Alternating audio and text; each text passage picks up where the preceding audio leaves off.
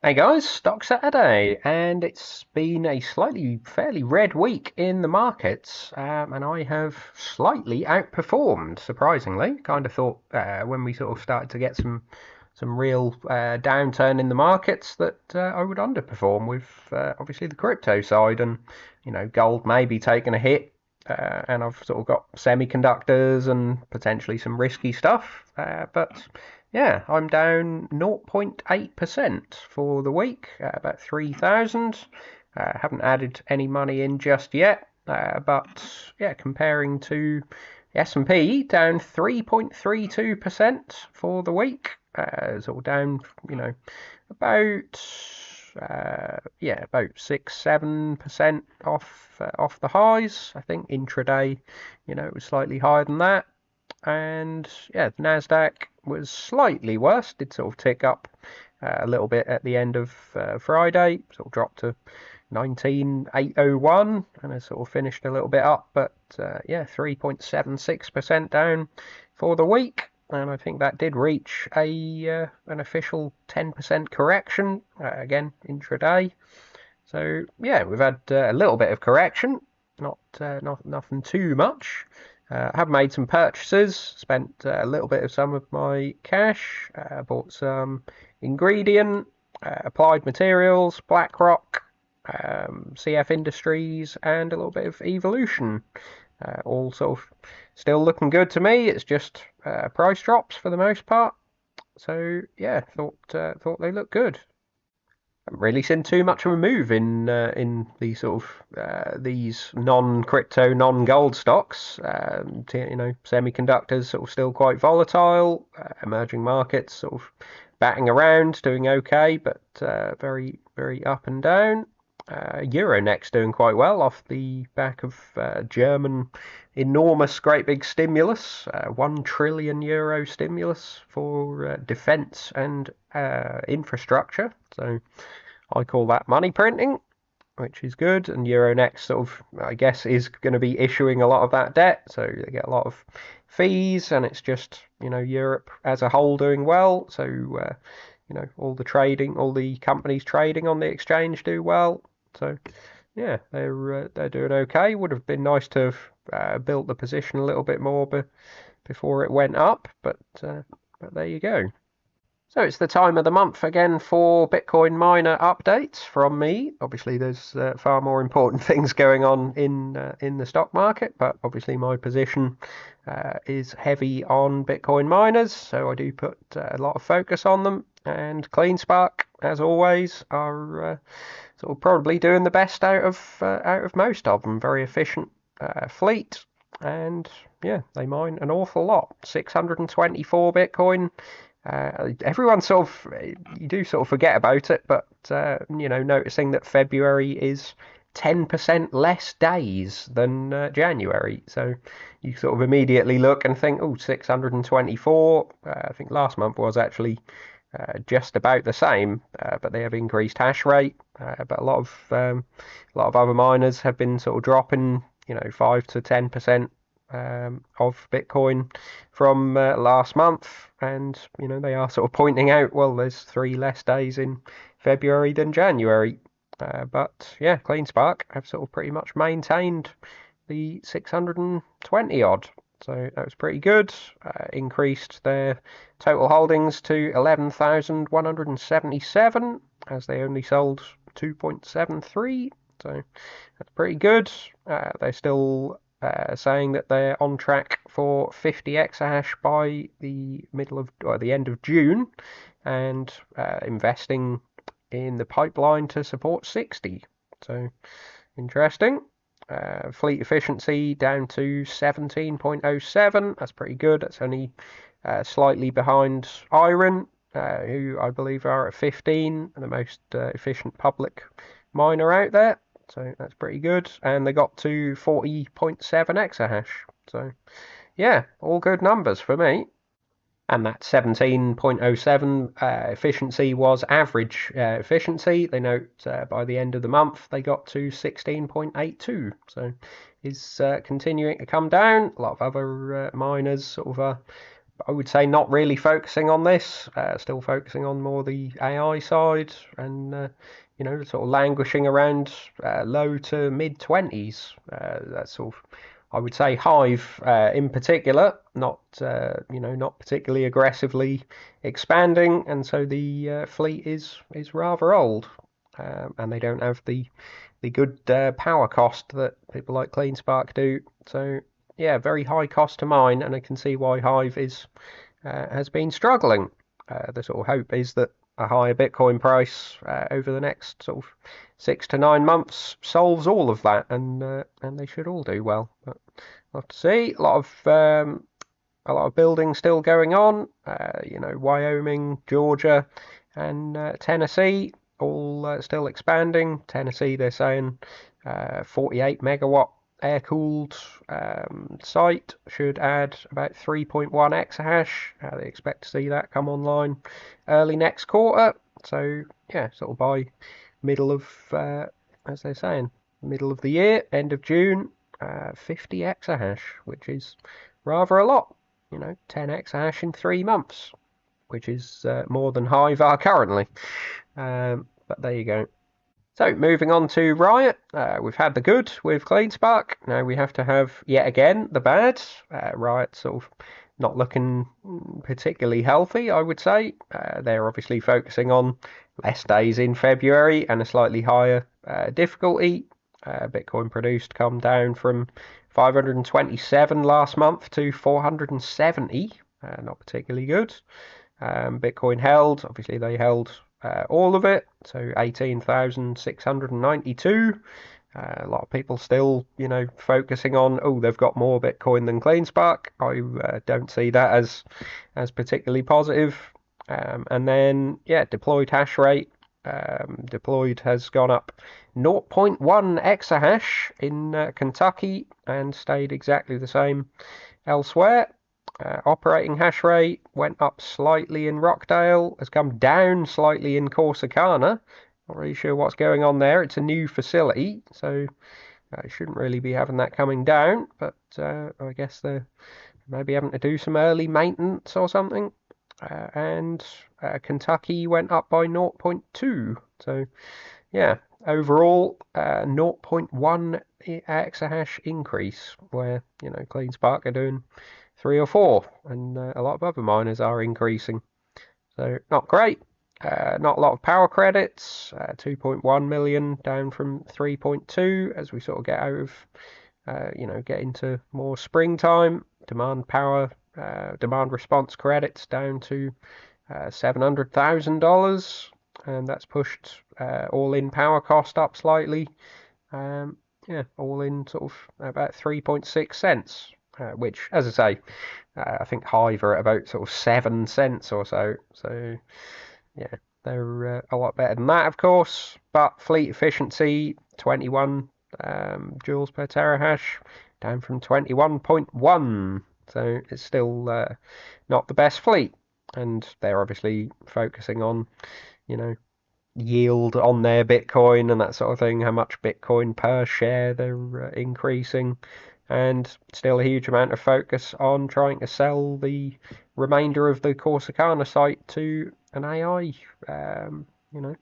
probably one of the big hyperscalers, as they're saying, or somebody like CoreWeave, as an intermediary to those hyperscalers. But there was sort of rumours about Core Scientific that maybe their deal with Microsoft is sort of a little bit on the rocks, and sort of whether that would pass down to Core Scientific. They denied it. Microsoft denied to make any comment. But yeah, a little bit strange. Whether that was just plucked out of nothing and isn't true, we don't know. But yeah, they're saying, the AI HPC process remains top priority.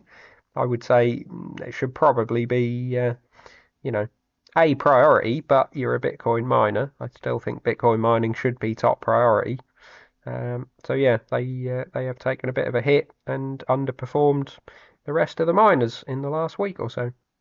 Quick update from KGHM. I like to check in with their monthly numbers, and copper looking pretty good, 58.9, slightly down from from last January, but it's pretty much in line. I like to see sort of around about 60,000 tons per month, so it's looking good. But silver absolutely rocketing up. I'm not comparing it to the sort of 74.8 that was maintenance last year, which they sort of did note. But the sort of 110, 120 average that we've been kind of getting, maybe 100 and high 120s, when they had a good month. But 144 tons of silver, which is really, really good, and at a time where silver is doing well. So if they could continue this, I would be amazed. I'm guessing that is just a particularly good month, but we'll see. Be nice if they sort of maybe held on to a bit, but I guess they're always, most miners do sell everything they've got. But yeah, have to keep an eye on next few months, and if silver can do well. So first time looking at earnings for Ingredient since I bought them. The lovely sort of additives and sort of, I would call it the darker side of packaged foods, really. It's trying to make packaged foods a little bit more healthy without sort of the let's say super artificial nasty additives, but this is your gums and your nitrates and all sorts of things, dextrose, and yeah, I call it the if you can't pronounce it or know what it does, on the back of packaged foods company. So yeah, lovely. They try and put a positive spin on it, of course. Sales down for the full year from last year. They have made a divestiture of a part of the South Korean business. So yeah, that means revenue's down, but operating income is actually up. The South Korean side, it seems, wasn't doing all that well. So they split the sales volume into texture and healthful solutions. So this is, all your sort of beauty home products and hydrocolloids, all sorts of things, which, yeah, I do read up on, but it's, a little bit above my pay grade, if you like. I sort of look at them as broad categories, but that was up 10%. It's pretty good. Food and industrial ingredients in Latin America down 4%. Mexico sweetener sales not really all that good, and soft confectionery volumes, but US and Canada up 1%. So yeah, not really looking on these for a 1 quarter play. It's something I think be interested to hold for years and years. I think the the sector could grow, so not really bothered about sort of plus and minus single digit percentages in 1 quarter. Gross margin looking pretty good, 24% for the full year. It was 21%, 18% previous year, and sort of it's a 5-year high, so that's looking good. So you can see change in revenue. These are fairly small numbers compared to last year. A little bit of it down to FX. They sold a little bit more. They sold it for a little bit of a lower price, and obviously they had this divestiture of the South Korean business, so that brings things down a little bit. But yeah, they're fairly small numbers. They sort of give you a little bit of a breakdown showing how much of it was FX. We sort of think. You can take it either way. A lot of companies try and report the FX when it's not in their favour, and then not really report it when it is in their favour. So good to sort of see all the numbers where it's sort of helped in some sectors and been a burden in others. But I always think it's good to show it even when it's positive and is sort of boosting and juicing the numbers. Lower EPS was partly due to a restructuring and impairment, so kind of sort of ignore that. Tend to look at sort of gross profit, operating profit, just see if everything's still on track. And if you have a short-term EPS decline, that's okay. Where are we sort of going forward, basically? So their guidance for the whole of 2025, they see revenue up low single digits, not ideal, but yeah, that's the market we're in. Operating income up mid single digits, so that's not too bad. Financing costs, within margin, I would say. It's 1% of revenue. That's pretty good. Um, yeah, tax rate, stays the same largely. EPS at sort of $11 or so. That's pretty good. We were sort of, what was it? This 971 of reported EPS, and you can sort of take the impairments off and call that adjusted 1065. So that was adjusted EPS of say 11.10. So that's a reasonably good increase, and sort of puts them at 13 forward PE. Reasonably good, I would say. But yeah, overall, hardly the fastest growing business in the world, but a sector I quite like, and sort of part of my, I'll call it, it's not really agriculture, but the food side. I'm sort of interested in going slightly healthier, I suppose. This is sort of a way to make packaged foods a little bit more healthy, and sort of, I think packaged foods are inevitable. We're not all going to start eating, fresh meat, fresh veg, or all go vegan and, just be eating everything fresh. It's just not going to happen. So, yeah, this is a way to try and improve packaged foods on the whole.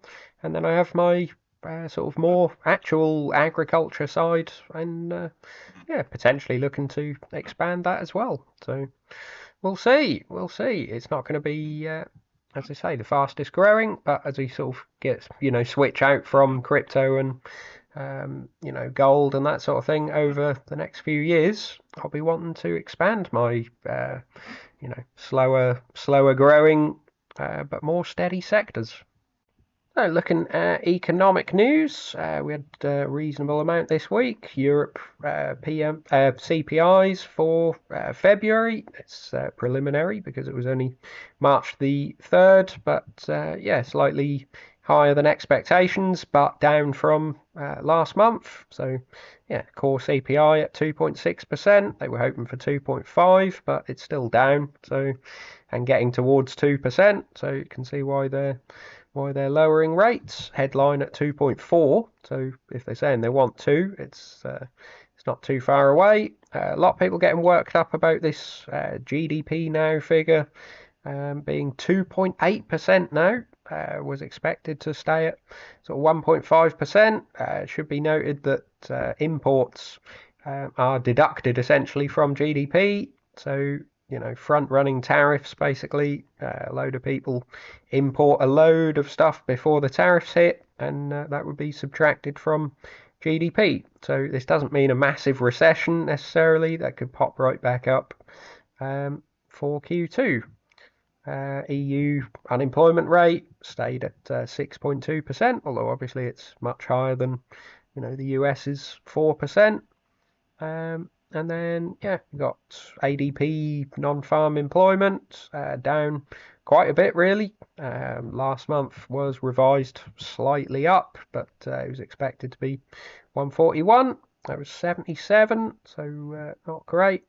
The ISM non-manufacturing PMI, sort of basically the US economy in a nutshell, 53.5, pretty good, up from last month, and quite a bit higher. It was expected to drop slightly to 52.5, so full point higher than that is pretty solid. EU dropped their central bank rates way below ours now. They're 2.65. They have all these different rates, of course, but the main headline rate 2.65%, down from 2.9. I suppose as they've seeming to have got inflation a bit more under control. Maybe that's due to far slower growth. It was rather it was a bit higher than that, but yeah, they get lower rates. Fed GDP now came up a little bit.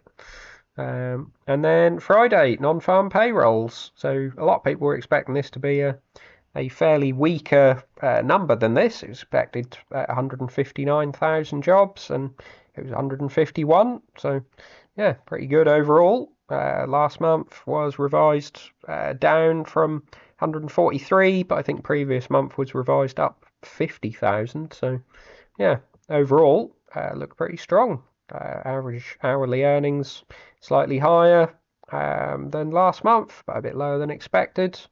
And unemployment rate did tick up to 4.1%. The U6 unemployment rate, which not many people focus on, this sort of accounts for like people that say they have switched to part-time, but they didn't want to. That was just either that or get laid off. So that includes a lot of other reasons than just unemployed. That ticked up from 7.5% to 8%. So that's quite a big jump. And that has been going up for 2 years basically. So maybe worth keeping an eye on. And portfolio-wise, obviously everything taken a little bit of a hit over the last few months. Things still not looking super positive. CleanSpark sort of below $9. Riot sort of $8.37 as well. Equinox 666, beautiful.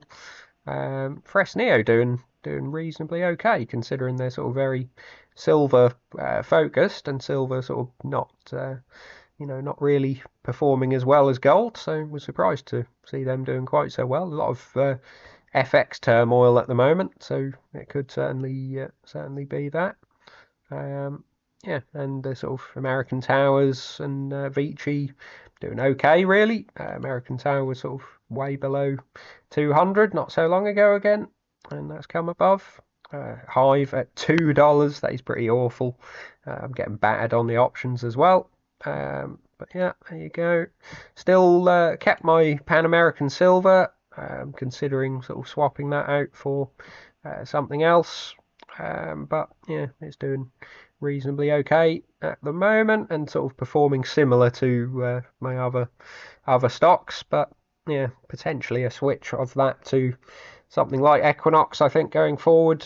Pan American at sort of $9 billion market cap just seems a hell of a lot for what they're doing at the moment. And then yeah, KGHM doing reasonably okay. Copper sort of keeps spiking up, 20 cents, 25 cents, and dropping back down again. But we'll have to see where that goes. So yeah, on the option side, Equinox sort of hasn't really moved. Hymax sort of come down a reasonable amount with the semiconductors coming down and sort of overall market coming down. So that wasn't particularly happy. Hive, as I say, with the Bitcoin price relatively low and their high cost of mining and not really expanding at all, things are looking pretty awful. So I'm heavily in the red on that. But still think, if Bitcoin can rise, they're basically the sort of highest leveraged, if you like, to the Bitcoin price. It goes up and they'll suddenly be making a load of profit, whereas sort of CleanSparks and herein and people like that are already making quite a lot of profit, and they would be making more if Bitcoin goes up, but it's less leverage basically. Coeur Mining sort of come up a little bit. That's looking a little bit more healthy from last week. Riot looking a little bit less, similar to Hive really. Not a very efficient fleet, and they're sort of focusing on AI, which seems to be a little bit on the rocks. I did take a little new position in herein, just sort of talking about them. I've been noting they're the most efficient miner out there pretty much at sort of 15 joules per terahash fleet. And yeah, they should be sort of making reasonable money even at Bitcoin price where it is. So I thought if we can go up, they've also got an enormous site for potential AI development as well. And yeah, they're sort of 1.7 billion, quite a bit less than CleanSpark. And yeah, they've sort of the only thing is they hold no Bitcoin. They sell basically all of their Bitcoin every day. So they don't have that, but they have this sort of 1.4 gigawatt site for AI potential, and they're basically saying them and CleanSpark by sort of June will be at 50 exahash. That Iron are at 31 now, CleanSpark at 40, but in 3 months they'll be about the same. So I thought that was worth taking a bet on, and I will be sort of potentially, depending on price, looking to increase on Iron. That would be sort of where my buys should be going, I would have thought. CleanSpark position is now already 43% in the green. They've sort of been doing pretty well. Never got into Marathon holdings. I was considering switching some of my Riot potentially for Marathon, and it sort of ran away, and now I'm sort of anchored to the lower price. Yeah, hate to say it, but you know, that is what it is. Fortuna sort of still looking awful despite the high gold price, but that's only a small position now because I've lost that much money. So yeah, fair amount of cash still left, and I possibly do have a little bit more to add to that, but we'll see sort of what prices throw up. So yeah, let me know your thoughts in the comments, how you guys are doing, if you're sort of taking a bit of a knock with this S&P and Nasdaq decline, and like and subscribe. See you soon.